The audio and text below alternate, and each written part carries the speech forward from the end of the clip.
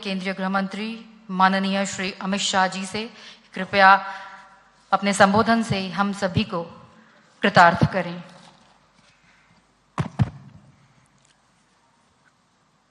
आज के इस कार्यक्रम में मेरे साथ मंच पर उपस्थित मध्य प्रदेश के लोकप्रिय और यशस्वी और बेहद मेहनती मुख्यमंत्री श्रीमान शिवराज सिंह जी, हमारे प्रदेश अध्यक्ष महोदय जी, मध्य प्रदेश के गृह मंत्री जी और उपस्थित सभी पत्रकार, छायाकार और प्रेस मीडिया के सभी भाइयों बहनों, आप सभी का स्वागत है। मुझे कोई संबोधन नहीं करना है, कुछ डिटेल देने का मैं प्रयास करूंगा। वैसे आप सब लोग ये सारी चीजों से अवगत हैं, परंतु किस होलिस्टिक अप्रोच के साथ हमने एक बीमारू राज्य को देश के सबसे विकसित राज्यों में 20 साल में पहुंचाने का प्रयास किया है और आगे आजादी के अमृत काल के समय में क्या दृष्टिकोण लेकर मध्य प्रदेश को भारतीय जनता पार्टी आगे ले जाना चाहती है। मोदी जी ने देश के मध्य भाग, उत्तरी छोर और पूर्वी क्षेत्र को विकास के थ्रस्ट एरिया के रूप में पहचान कर जो विशेष प्रयास किए हैं, इसकी भी बात मैं करना चाहूंगा। मित्रों, मध्य प्रदेश राज्य का गठन 1956 में हुआ। 56 के पहले विंध्य प्रदेश, मध्य भारत और भोपाल स्टेट, वहां पर भी कांग्रेस का शासन था और 50 से 2003 तक 53 वर्ष में 6-7 साल छोड़कर पूरा समय कांग्रेस का शासन रहा। मैं इसलिए बताना चाहता हूं कि आज जो लोग दावे कर रहे हैं उनको सबसे पहले ये 53 साल का विकास का हिसाब देश की जनता के सामने, मध्य प्रदेश की जनता के सामने रखना चाहिए। कांग्रेस के शासन में 53 साल में मध्य प्रदेश को क्या विरोध मिला? तो एक बीमारू राज्य का विरोध मिला। 1980 के दशक में एक जाने माने आर्थिक विश्लेषक श्री आशीष बोस ने राजीव गांधी जी को एक पेपर प्रस्तुत किया था।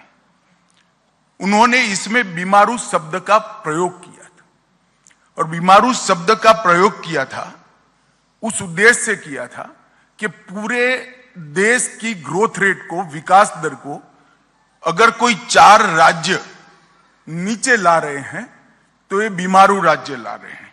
और बीमारू राज्य का शब्द प्रयोग 4 राज्यों के पहले अक्षर से लिया गया था। बिहार, संयुक्त मध्य प्रदेश जो आज का मध्य प्रदेश और छत्तीसगढ़ है, राजस्थान और उत्तर प्रदेश। ये 4 राज्य देश की विकास दर की नीचे लाने के लिए जिम्मेदार है, ऐसा आशीष बोस जी ने एक पेपर के अंदर इसको रखा था। और तब यूनाइटेड नेशंस और अंतरराष्ट्रीय सभी विकास दर के मानांक तय करने वाली सभी एजेंसियों में ये 4 राज्यों को राइट ऑफ स्टेट कर उल्लेख किया जाता है कि इसमें कुछ सुधर ही नहीं सकता है। ये 4 राज्य राइट ऑफ स्टेट माने जाते हैं और वो सभी सर्वेक्षणों ने भी ये बीमारू राज्य को भारत के ग्रोथ की बाधा के रूप में वर्णित किया गया। 2003 में श्रीमान बंटाधार की सरकार को हटाकर मध्य प्रदेश की जनता ने एक ऐतिहासिक निर्णय दिया। उमा भारती जी के नेतृत्व में भारतीय जनता पार्टी की सरकार बनी। उसके बाद उमा भारती जी, बाबूलाल जी और 2005 से अब तक श्रीमान शिवराज सिंह जी के नेतृत्व में भारतीय जनता पार्टी ने ये बीमारू शब्द से मध्य प्रदेश को मुक्ति दिलाने का काम किया है। बीते 20 साल गरीबी से मुक्ति का सुवर्ण काल मध्य प्रदेश में साबित हुआ है और आगामी 25 साल में संपूर्ण विकसित राज्य बनाने की नींव डालने का काम ये 20 साल के अंदर हुआ है। इसके साथ साथ आत्मनिर्भर मध्य प्रदेश बनाने की नींव डालने का भी काम हुआ है, चाहे स्वास्थ्य का क्षेत्र हो, औद्योगिक विकास हो, इरिगेशन का रकबा हो, कृषि विकास हो, युवाओं के लिए पढ़ाई लिखाई के सभी आयाम मध्य प्रदेश में ही उपलब्ध करने हो, अपनी स्वभाषा में मेडिकल और इंजीनियरिंग की पढ़ाई लिखाई करनी हो। हर दृष्टि से एक आत्मनिर्भर मध्य प्रदेश बनाने का एक नींव डालने का काम ये 20 साल में हुआ है। और मैं मध्य प्रदेश की 9 करोड़ की जनता को भरोसा दिलाने आया हूं कि आने वाले अमृत काल का समय मध्य प्रदेश को देश के सबसे विकसित राज्यों की श्रेणी में रखने के लिए और संपूर्ण आत्मनिर्भर राज्य बनाने की दिशा में हम काम करेंगे। जो मध्य प्रदेश कभी बीमारू कहा जाता था, उसको अब बेमिसाल विकास का राज्य कहा जाता है। जो कभी बंटा धार माना जाता था, वो आज हर क्षेत्र में बुलंदियों पर खड़ा है। हर क्षेत्र को पिछड़ा माना जाता था, आज विकास के दृष्टि से हर पैरामीटर में मध्य प्रदेश आगे दिखाई पड़ता है। और कभी जिसको बर्बाद कर राइट ऑफ किया गया था, वो आज समृद्ध और खुशहाल राज्यों की श्रेणी में आया है। 20 साल में बिजली, पानी, सड़क, शिक्षा, स्वास्थ्य, अर्थव्यवस्था, सुशासन और कानून और व्यवस्था, ये सारे पैरामीटर्स के अंदर आमूल चूर परिवर्तन किया है। चाहे बुंदेलखंड हो या बघेलखंड, निमाड़ हो या मालवा, ग्वालियर चंबल हो या महाकौशल, भोपाल से लेकर प्रदेश की हर चौपाल तक खुशहाली और विकास को पहुंचाने का काम भारतीय जनता पार्टी की सरकार ने किया है। और इस 20 साल में 10 साल डबल इंजन की सरकार है। 2014 में मोदी जी की सरकार बनी और मोदी जी ने मध्य प्रदेश को काफी कुछ दिया है, मन खोल कर दिया है। और मध्य प्रदेश की जनता ने भी मोदी जी के हर पहल का जवाब झोलियां भर भर कर वोटें देकर, सीटें देकर निभाया है। 2014 में 29 में से 27 सीटें लोकसभा की भारतीय जनता पार्टी जीती। 29 में से हम 28 सीटें जीते। और मैं विश्वास के साथ कह रहा हूं, 1 सीट की कमी है। 2024 में भी वो 1 सीट की कमी भी मध्य प्रदेश की जनता हम पर कृपा कर पूरी कर देगी, इसका मुझे विश्वास है। मैं मध्य प्रदेश की जनता को कहने आया हूं कि अगला चुनाव है वो बंटाधार की ओर से विकसित मध्य प्रदेश बनाने का चुनाव है, बीमारू की ओर से सर्वोच्च स्थान पर बैठे हुए मध्य प्रदेश को बनाने का चुनाव है। और आगामी चुनाव गरीबी से संपूर्ण मुक्ति का चुनाव है।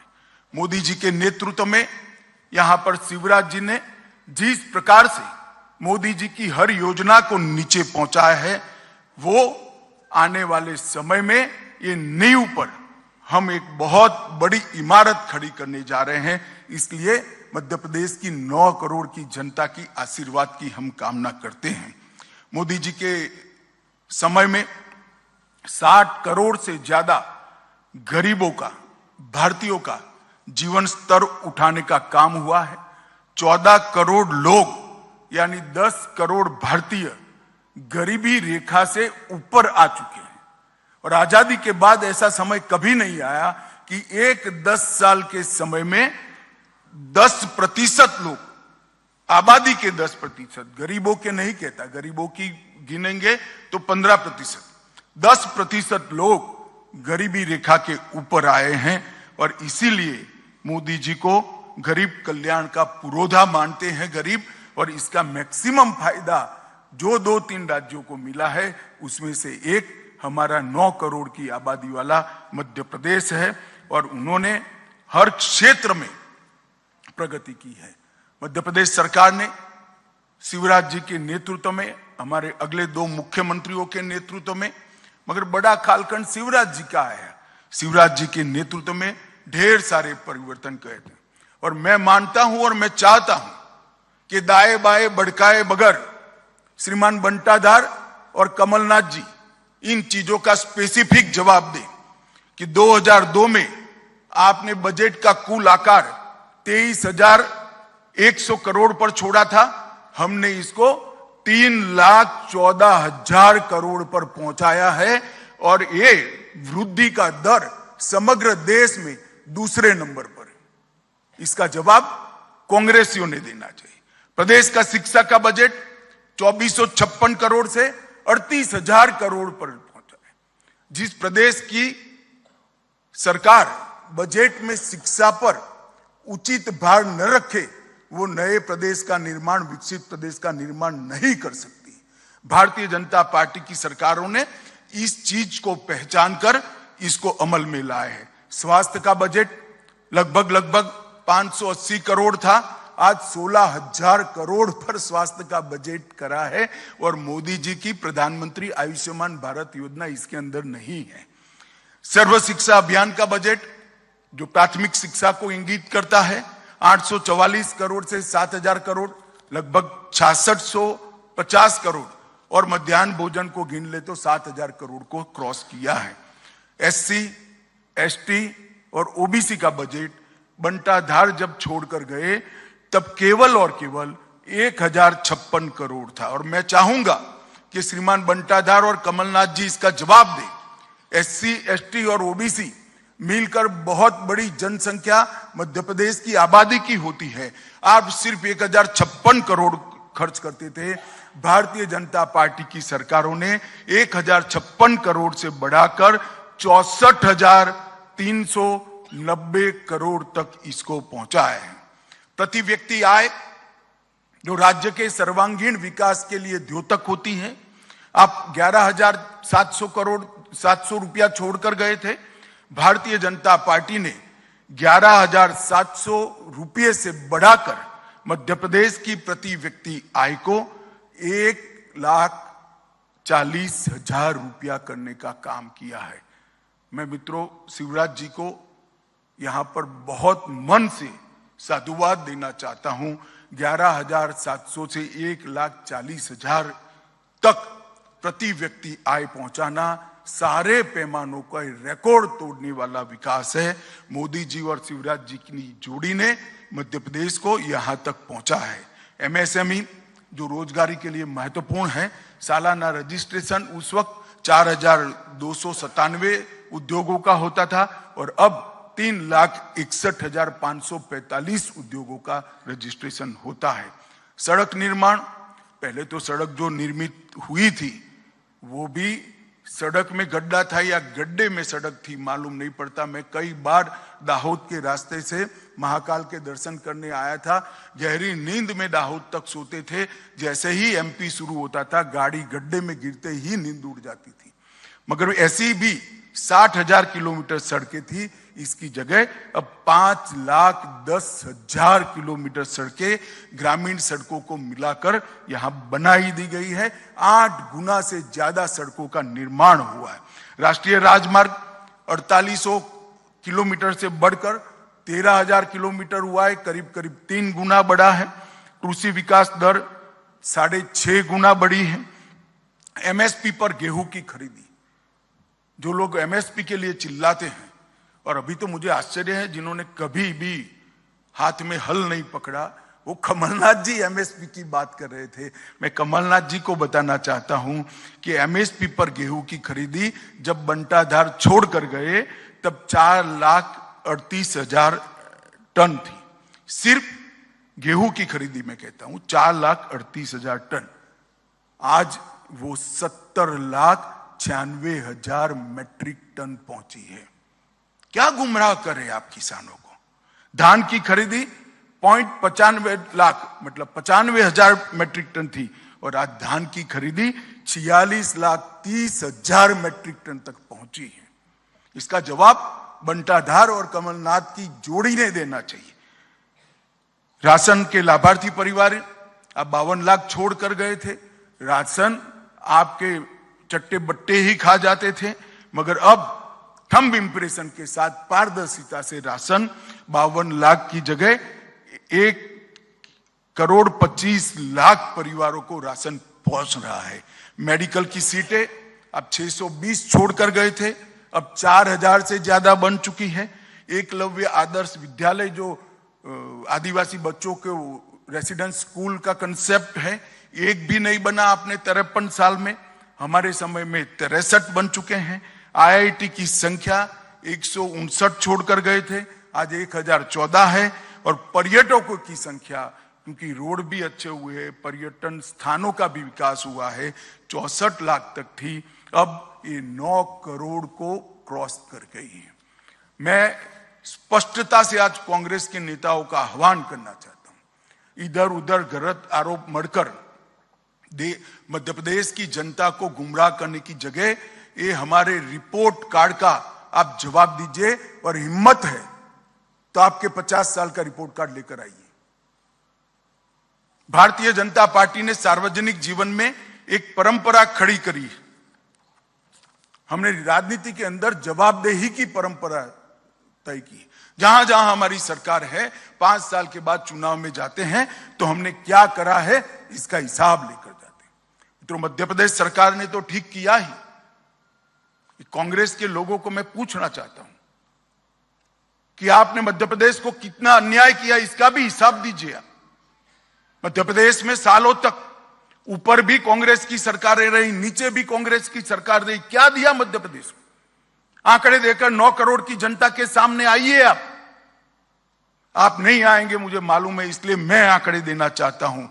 मित्रों, 2004 से 14 में बहुत पीछे नहीं जाना चाहता। जब सोनिया मनमोहन सरकार थी, 10 साल मध्य प्रदेश में उनकी सरकार चली, मध्य प्रदेश को 1,98,000 करोड़ रुपया दिया, सिर्फ 1,98,000 करोड़ रुपया 10 साल में। और मोदी जी की सरकार 9 साल 2014 से 23 का 8,33,000 करोड़ रुपया मोदी जी ने देने का काम मध्य प्रदेश को दिया है। और मैं तो ये डेवोल्यूशन फंड और ग्रांट इन एड की ही बात करता हूं।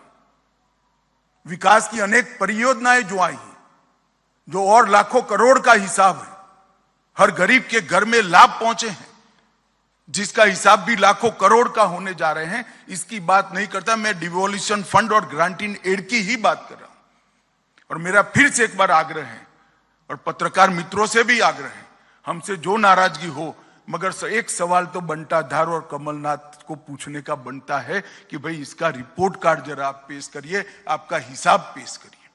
मित्रों, किसान सम्मान निधि 91 लाख किसानों को फायदा मिलता है, 19,000 करोड़ का फायदा अब तक पहुंच चुका है। ये मोदी जी ने जो सारी योजनाएं बनाई हैं, नीचे तक डबल इंजन की सरकार ने पहुंचाई, और मोदी जी ने भी योजनाएं बनाने में भी कमी नहीं छोड़ी, और योजनाओं के ऊपर किसी भी प्रकार की कटौती नहीं रखी, लक्ष्यांक नहीं रखा है। संपूर्ण सैचुरेशन ही मोदी सरकार का लक्ष्यांक है। पहले क्या आता था, टुकड़े टुकड़ों में विकास होता था। भाई 25,000 शौचालय बनाने हैं, अब आता है कि हर घर में शौचालय होना चाहिए। 10,000 घरों में बिजली पहुंचानी है, अब मोदी जी कहते हैं हर घर में बिजली होनी चाहिए। हर गरीब को घर मिलना चाहिए, हर गरीब के घर में पीने का पानी मिलना चाहिए, हर गरीब के घर में गैस का सिलेंडर पहुंचना चाहिए। संपूर्ण सैचुरेशन की दिशा में गरीब कल्याण का कंसेप्ट स्वतंत्र भारत में अगर किसी ने किया है तो हमारे प्रधानमंत्री नरेंद्र मोदी जी ने किया है, और इसीलिए मोदी जी को बार बार जनादेश प्राप्त होता है। फसल बीमा 25,000 करोड़ का फायदा मिला है। जल जीवन मिशन 1.2 करोड़ घर और 60 लाख कनेक्शन अब तक पहुंच चुके हैं। आयुष्मान भारत योजना लगभग 3.6 करोड़ लाभार्थी हैं, इसमें से 30 लाख लाभार्थियों ने अपने ऑपरेशन करा चुके हैं। लगभग 80 लाख शौचालयों का निर्माण पूरा हो चुका है। अन्न योजना लगभग 1.2 करोड़ कार्ड में 5.1 करोड़ लाभार्थियों को प्रति व्यक्ति प्रति माह 5 किलो अनाज फ्री ऑफ कॉस्ट दे दिया जा रहा है। लगभग 10,87,000 गैस के सिलेंडर बांटे हैं, जिसमें से 1,20,000 SC और ST है। प्रधानमंत्री आवास योजना 42 लाख लोगों को घर दिया गया है। संस्थाएं भी दी है। भारतीय सूचना प्रौद्योगिकी संस्था IIIT, राष्ट्रीय डिजाइन संस्था NID भी देने का काम किया है। राष्ट्रीय राजमार्गों के निर्माण में 4000 किलोमीटर के नए राजमार्ग दिए हैं, जो कांग्रेस के कुल शासन से ज्यादा हैं। लगभग 5400 अबज रुपये से तैयार होने वाली दिल्ली मुंबई औद्योगिक कॉरिडोर, इसमें इंदौर शहर को शामिल किया गया है। 31,000 करोड़ की लागत से 906 किलोमीटर लंबा नर्मदा एक्सप्रेसवे का विचार किया है।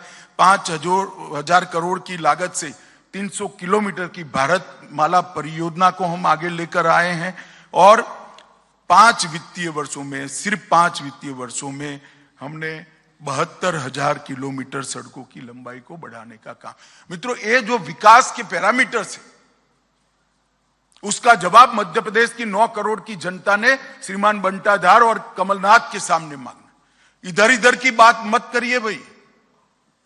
मध्य प्रदेश का काफिला क्यों लूटा था, इसका जवाब दीजिए।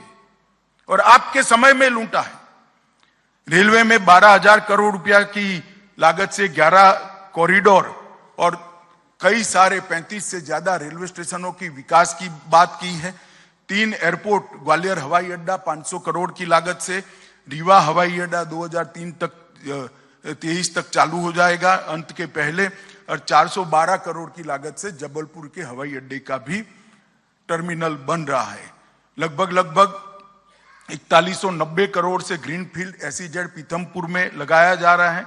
3,000 करोड़ से 600 मेगावाट ऊर्जा उत्पादन वाला सबसे बड़ा सौर ऊर्जा प्लांट खंडवा में स्थापित होगा। 2400 करोड़ से पूरे देश को गौरव हो ऐसा आदि शंकर का अद्वैत स्मारक बनाने का काम भी हमारी सरकार ने किया है।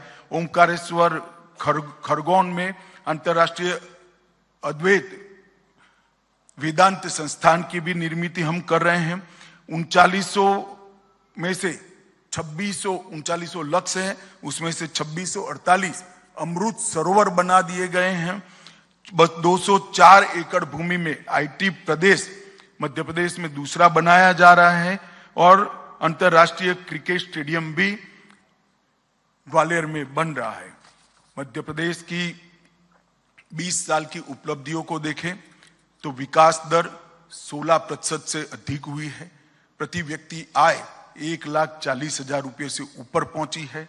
सड़क नेटवर्क 5 लाख किलोमीटर से ऊपर पहुंचा है। ऊर्जा क्षमता 29,000 मेगावाट से आगे पहुंच गई है।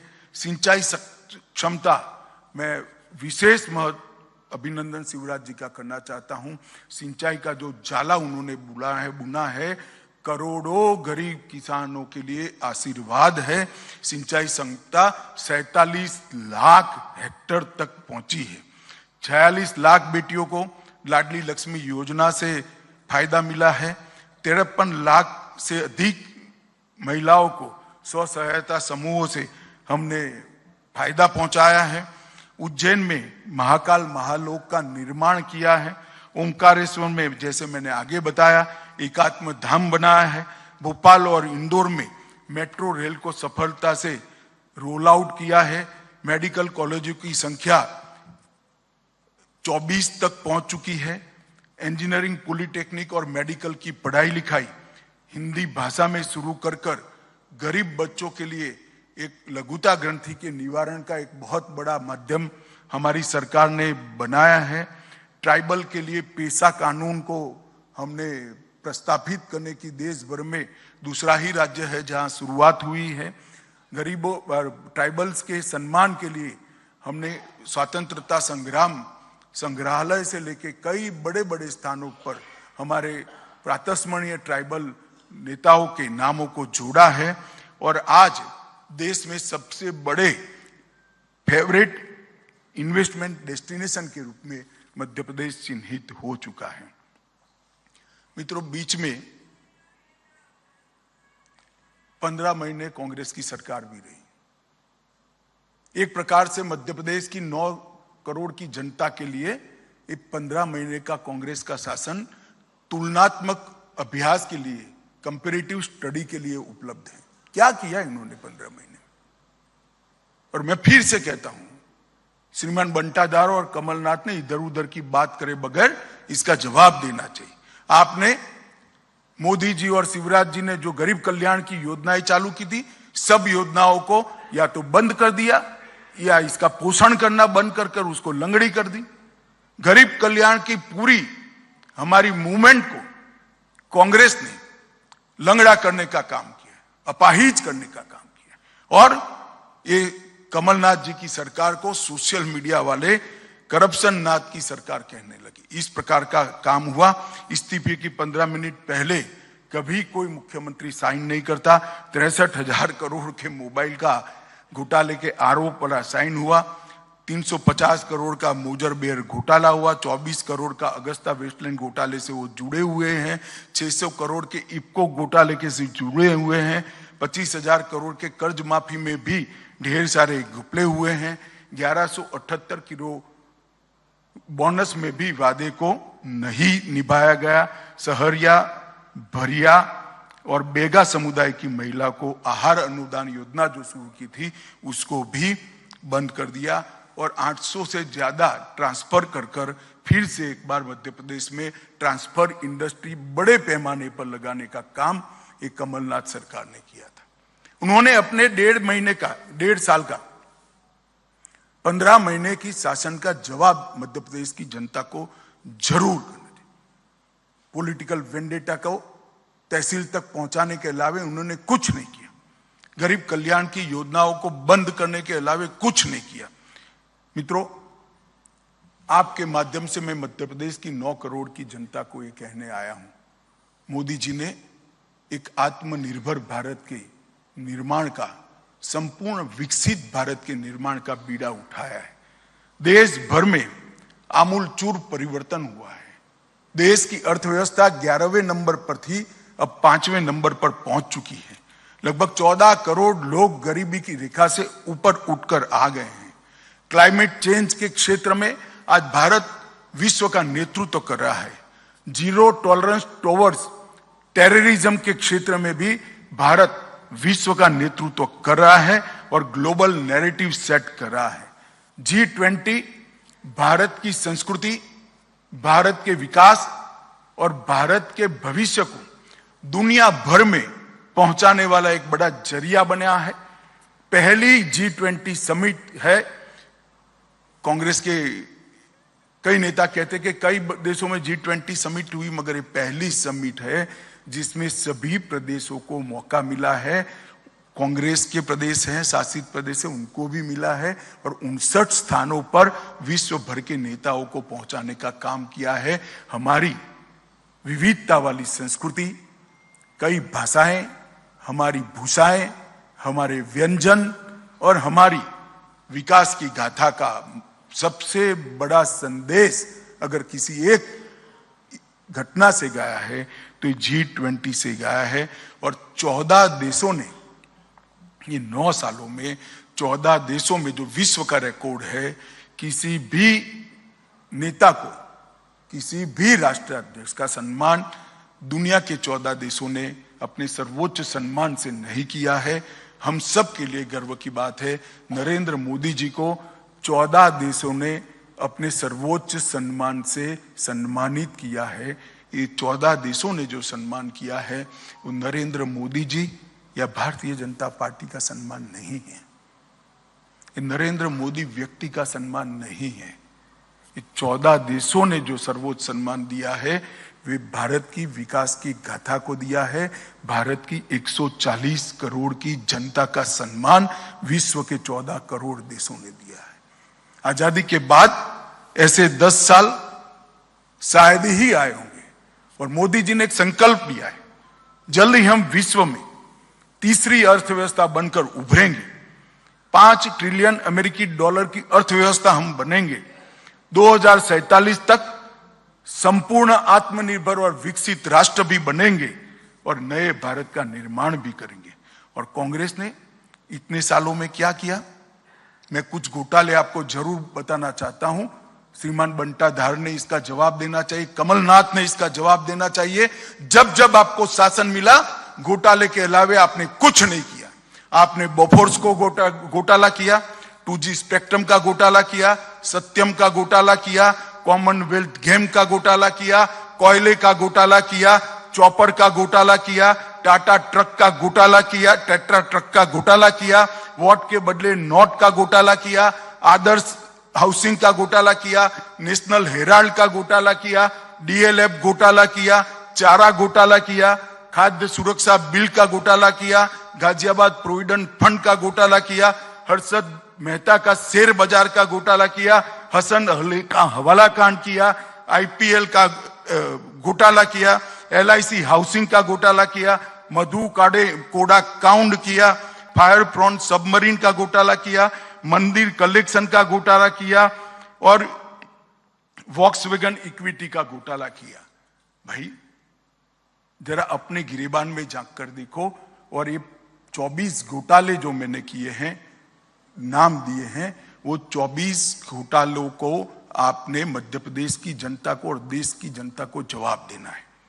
मित्रों, मोदी जी के नेतृत्व में आज भारत कई क्षेत्रों में नंबर 1 पर पहुंचा है।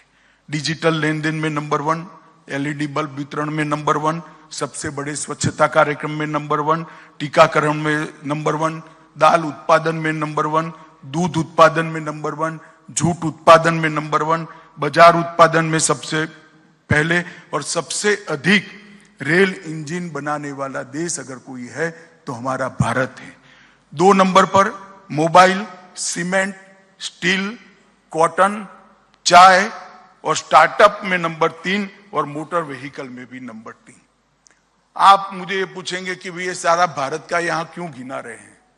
मैं इसलिए गिनाना चाहता हूं कि अगले 5 साल के लिए मध्य प्रदेश की जनता ने फैसला करना है, मध्य प्रदेश की जनता ने निर्णय करना है। इस 24 घोटालों की सूची में मध्य प्रदेश को शामिल होना है या नंबर 1 और नंबर 2 बनाने वाली सूची में मध्य प्रदेश को शामिल होना है। अगर घोटालों की सूची में शामिल होना है तो दिन की प्रतिष्ठा ऐसे 2 नेता है ही है, श्रीमान बंटाधार और श्री कमलनाथ, और भारत को विकसित बनाने की सूची में अगर शामिल होना है, नंबर 1 और 2 की सूची में शामिल होना है, तो मोदी जी के नेतृत्व में यहां पर भारतीय जनता पार्टी की सरकार बनानी पड़ेगी। और 20 साल से गरीब कल्याण का जो हमने यज्ञ शुरू किया है उसको और गति देने की पड़ेगी। आप सबके माध्यम से मैं 9 करोड़ की मध्य प्रदेश की आबादी से, जनता जनार्दन से आशीर्वाद की अपेक्षा करता हूं। आपने हमेशा श्रीमान कुशाभाऊ के समय से हमें हमेशा आशीर्वाद दिया है। मध्य प्रदेश भारतीय जनता पार्टी के सबसे मजबूत संगठनों में से एक संगठन वाला प्रदेश है। यहां पर गांव तक, कस्बे तक हमारा संगठन फैला हुआ है, बूथ तक, बूथ के मतदाता सूची के पन्ने तक हमारा संगठन फैला हुआ है। ये भी आपके आशीर्वाद के बगैर, जनता के आशीर्वाद के बगैर संभव नहीं है। आज मैं एक सदस्यता अभियान भी लॉन्च करने वाला हूं ग्वालियर में। इस प्रेस वार्ता के माध्यम से मैं मध्य प्रदेश की जनता को कहना चाहता हूं कि आप सभी इस सदस्यता अभियान से जुड़िए, गरीब कल्याण की यात्रा से जुड़िए, मध्य प्रदेश को विकसित मध्य प्रदेश बनाने की यात्रा से जुड़िए और मध्य प्रदेश को आत्मनिर्भर मध्य प्रदेश बनाने की यात्रा में जुड़िए और मोदी जी की महान भारत की रचना की यात्रा में आप जुड़िए। यही मेरी मध्य प्रदेश की जनता से अभ्यर्थना है। धन्यवाद। धन्यवाद माननीय गृह मंत्री जी। अब संक्षिप्त एक प्रश्नों का एक सत्र है। मैं सभी मूर्धन्य और महनीय बंधुओं से आग्रह करूंगा कि सबसे पहले अपना नाम और अपने संस्थान का नाम करके माननीय गृह मंत्री जी को अपना प्रश्न संबोधित करें। जी जी जी जी जी, एक एक करके